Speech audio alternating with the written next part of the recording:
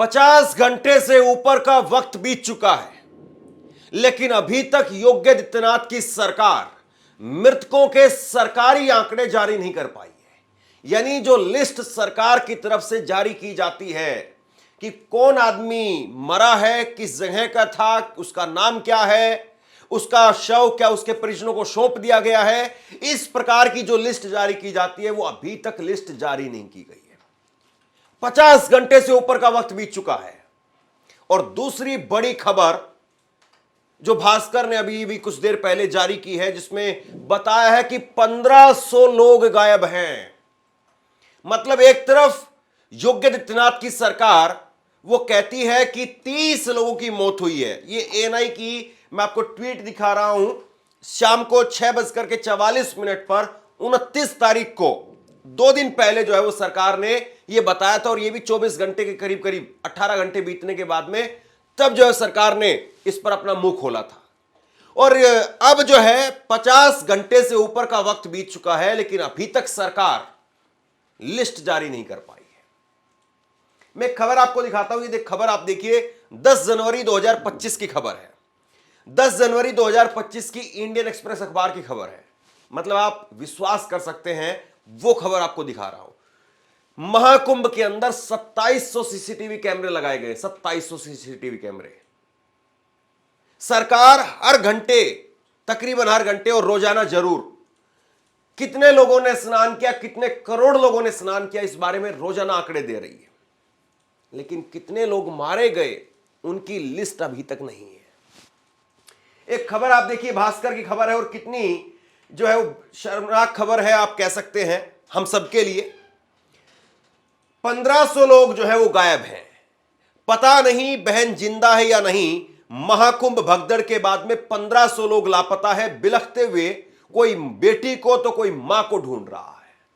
अब क्या ये 1500 लोग जो गायब हैं, 50 घंटे से ऊपर बीत गए हैं, 2 दिन से भी ऊपर का वक्त हो गया, तब से लगातार इनके परिजन ढूंढ रहे हैं। मैं एक एक करके इनके बयान आपको दिखाने वाला हूं, लेकिन सरकार लिस्ट जारी नहीं कर रही। कम से कम आदमी जो है वो लिस्ट देख करके यही तसल्ली कर दे कि हां, मेरी जो मां है, बेटा है, भाई है, बहन है, पत्नी है, जो भी है, वो जिंदा तो है, इस लिस्ट में नाम तो नहीं है। उसकी एक उम्मीद तो बंधी रहेगी कि हाँ, मेरी मां का नाम इस लिस्ट में नहीं है, मेरी बेटी का नाम इस लिस्ट में नहीं है, मेरी पत्नी का नाम इस लिस्ट में नहीं है, मेरी बहन का नाम लिस्ट में नहीं है, तो मेरी बहन कम से कम जिंदा है। वो और ताकत से ढूंढेगा उसको। लोगों के घुटने टूट चुके हैं घूमते घूमते, यहां वहां वहां, यहां वहां, यहां वहां, बस यही सुनने को मिल रहा। वहां चले जाइए, यहां चले जाइए, वहां चले जाइए। लेकिन 50 घंटे से अभी तक सरकार जो है लिस्ट जारी नहीं कर पाई। ये आप देखिए आपकी स्क्रीन पर, और मैं दिखाना भी चाहूंगा और साथ ही साथ बधाई भी देना चाहूंगा। राजेश साहू है। राजेश साहू है, मेरे मित्र हैं और बेहद शानदार काम कर रहे हैं कुंभ के अंदर। और उन्होंने एक ट्वीट किया है, अभी अभी कुछ देर पहले जानकारी दी है, और ये कह रहे हैं कि संगम और झूसी में भगदड़ की घटना को 50 घंटे बीत चुके हैं।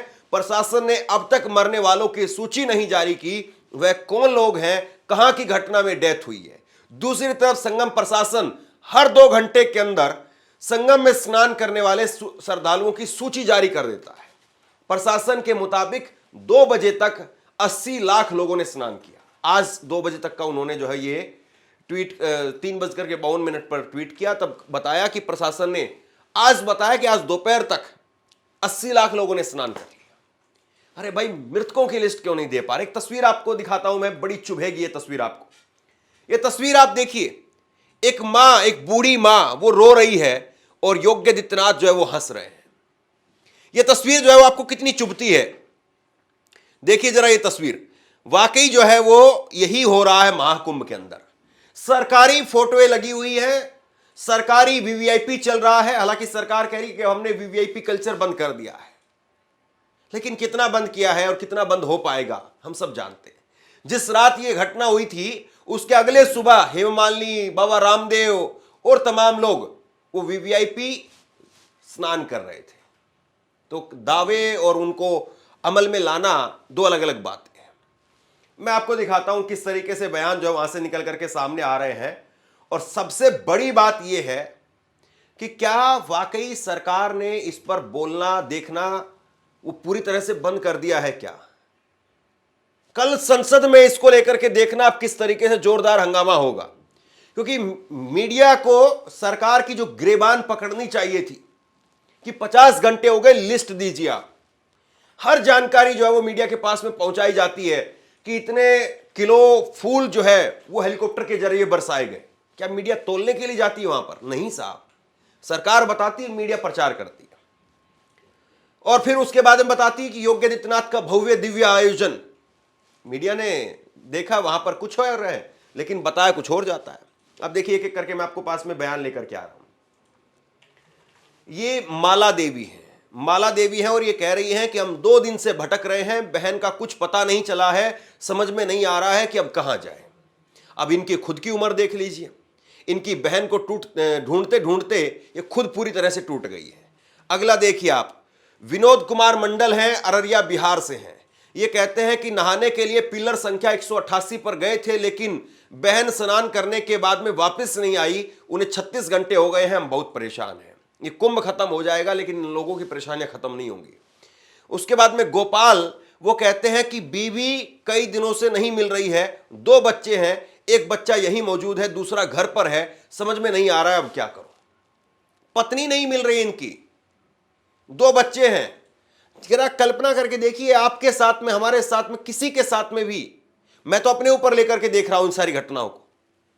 अगर जिसको भी लग रहा है कि नहीं नहीं बहुत दिव्य भव्य स्नान हो रहा है, अपने ऊपर लेकर के देखिए जरा इस बात को। आपकी पत्नी नहीं मिले, आपकी बहन नहीं मिले, क्या हालत हो जाए आपकी। इसके बाद में एक और देखिए आप, सरोज, और ये कहती है कि नहा करके लौट रहे थे, अचानक अफवाह फैली कि पुल टूट गया है। ये सब सुन करके दौड़ लगा दिए, कोई इधर भागने लगा, कोई उधर भागने लगा। हमारे परिवार की एक महिला नहीं मिल रही है, अब ये घर वापस कैसे जाए? ये खुद वहां भटक रही हैं। इस तरह से लोग भटक रहे हैं। एक और इसके बाद में देखिए, सीताबाई, सीताबाई कह रही हैं कि हम सभी नहाने के लिए गए थे, वहां जैसे ही भगदड़ मची तो लोग भागने लगे, इसी में हमारी बहन लापता हो गई। मैं खोया पाया केंद्र पुलिस के पास गई, उनका कोई पता नहीं चल पाया है। 2-2 दिनों से ये लोग भूखे प्यासे अपने लोगों को ढूंढ रहे हैं। और जिसका माँ गायब है, जिसका बहन गायब है, जिसकी पत्नी गायब है, सोचिए उसको क्या ही भूख लगती होगी, क्या ही उसको नींद आती होगी। वो बेचारा फोटो हाथ में लेकर के, और बहुत सारे लोगों के पास में तो फोटो भी नहीं होता है, ये भी सच्चाई है। क्योंकि कोई ये सोच करके थोड़ी ना जाता है कि ये गायब हो जाएंगे तो मेरे को इनका फोटो भी दिखा करके इनको ढूंढना पड़ेगा। मौनी अमावस्या पर भगदड़ में हमारी मां खो गई है, हम मम्मी को ढूंढते हुए अस्पताल गए, वहां भी नहीं मिली। हमने मम्मी की फोटो और एड्रेस थाने में दे दिया है। 28 जनवरी की रात से हम ढूंढ रहे हैं, अब हम महाकुंभ छोड़ करके घर जा रहे हैं। ये स्थिति है वहां। आरा बिहार की रहने वाली सुनीता देवी ये कहते हुए रो पड़ती हैं, सुनीता की मां ललिता देवी लापता हैं, बेटी उन्हें खोज खोज करके थक चुकी है और अब आंख में आंसू लिए प्रयागराज से वापस बिहार जा रही है।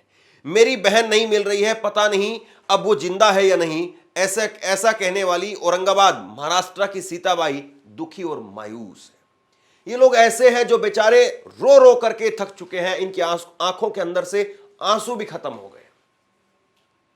ये स्थिति है इन लोगों की, लेकिन कोई बात नहीं कर रहा है कि भाई ये लोग बिलख रहे हैं, रो रहे हैं, इनकी हालत क्या हो गई है। और आपको लग रहा होगा कि नहीं भाई पता नहीं ये लोग कौन है, तो मैं आपको एक ट्वीट और दिखाता हूं। ये अजीत भारती हैं, ये मोदी सरकार के, योगी सरकार के, भाजपा के एकदम प्रचंड वाले समर्थक हैं। कहने के नाम पे ये पत्रकार है, लेकिन देखिए इन्होंने खुद से ट्वीट किया है, मेरे चैनल के एक व्यूअर मोहित के दादा दादी प्रयागराज में नहीं मिल रहे हैं। उन्होंने 1920 जो कि हेल्पलाइन नंबर है एवं अन्य नंबरों पर शिकायत दी है, लेकिन वहां संतोषजनक उत्तर नहीं मिला है। प्रयागराज पुलिस एवं संबंध संस्थाओं से अनुरोध है कि यदि वो घायल है तो फोटो पहचान करके निम्नलिखित नंबरों पर सूचित कर दें। मतलब पुलिस से गुहार लगा रहे हैं कि ये फोटो देख लीजिए, क्योंकि पुलिस तो कोई फोटो जारी नहीं कर रही है। ये वो सरकार है जो हर चौक चौराहे पर फोटो लगवाती है, लेकिन वो सरकार 50 घंटों तक लिस्ट जारी नहीं कर पा रही है कि कितने लोग मरे हैं, कहां के मरे हैं, कहां पर मरे हैं, यह भी नहीं बता पा रही है। कौन संगम नोज पर मरा है, कौन कहां मरा है, यह सरकार अभी तक नहीं बता पा रही है। यह खबर मैंने आपको दिखाई, ये देखिए ललन टॉप की खबर, यह ललन टॉप की खबर है जिसके बारे में पुलिस अभी तक ना तो इसको खंडन कर पा रही है, ना इस खबर को खारिज कर पा रही है और ना इसको स्वीकार कर पा रही है। 50 घंटे से भी ऊपर का वक्त बीत गया है। ये खबर इसमें जो है वो बताया गया है कि एक जगह पर और भी, झोसी के अंदर एक जगह पर और भी जो है वो भगदड़ मची थी। ये स्थिति है, मतलब शर्म आनी चाहिए, कायदे से शर्म आनी चाहिए इन लोगों को, किस तरह के हालात जो है बना दिए गए हैं। और सबसे बड़ी बात यह है कि इसके बावजूद लोग जो है ढोल पीटने में लगे हुए हैं, लोग ढोल पीटने में लगे हुए हैं कि नहीं भाई सब कुछ चंगा सी। वो अभी बागेश्वर बाबा कह रहे हैं कि ये लोग तो मोक्ष को प्राप्त हो गए। इस तरह के घटिया बयान जो दिए जा रहे हैं, इस तरह की घटिया तरीके से जो है वो वहां पर सरकार को बचाने की ना केवल तैयारी चल रही है, बल्कि पूरी तरह से सरकार को बचाया जा रहा है। कोई योगी आदित्यनाथ पर सवाल नहीं खड़ा कर रहा है। योगी आदित्यनाथ भावुक क्या हो गए, लोग तो उसी में कह रहे हैं नहीं योगी आदित्यनाथ ने बहुत मेहनत की थी। अरे वो मेहनत की थी तो मेहनत दिखाई क्यों नहीं दे रही है? और ये कौन सी मेहनत है?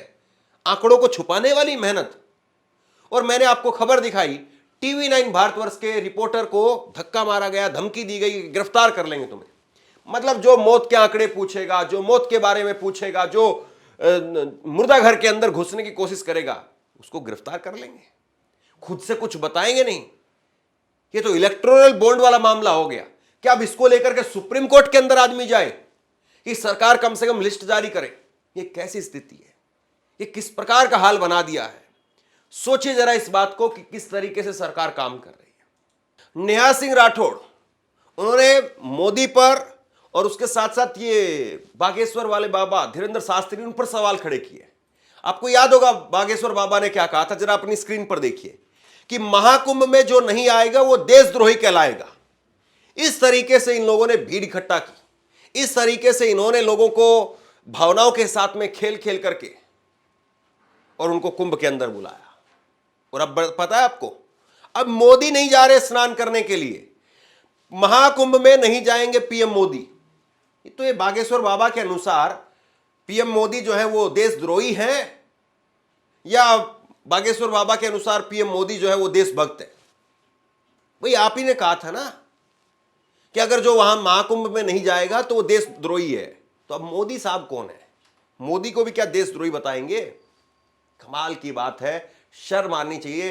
अपने एजेंडे के लिए किस प्रकार से जो है लोगों की भावनाओं के साथ में खेला गया है। नेहा सिंह राठौड़ क्या कह रही, सुनिए।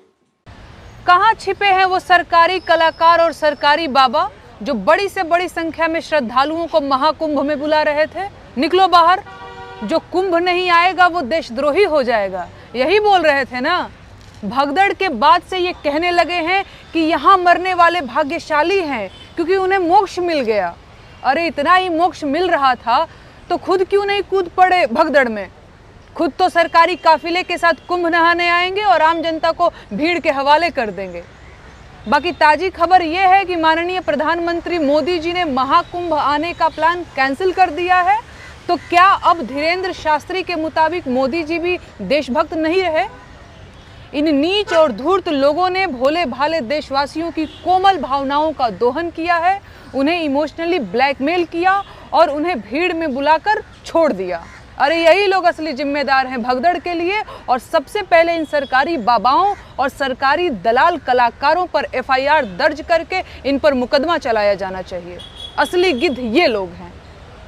कमाल की बात यह है दोस्तों कि जो मीडिया कभी सरकार से और सरकार के मंत्रियों को और गृह मंत्री को सिर्फ कपड़े बदलने के लिए इस्तीफा उनका ले लेती थी, मजबूर कर देती थी उनको, लेकिन आज मृतकों की संख्या भी वो जारी नहीं की जा रही है। और मीडिया आज देखिए कितनी लाचार अवस्था में पहुंच चुकी है। बहरहाल शेयर कीजिए इस खबर को, लोगों तक पहुंचाइए। और महाकुंभ से जैसे ही कोई अपडेट निकल करके सामने आएगा तुरंत आपके पास लेकर के आता हूं। बहुत बहुत धन्यवाद।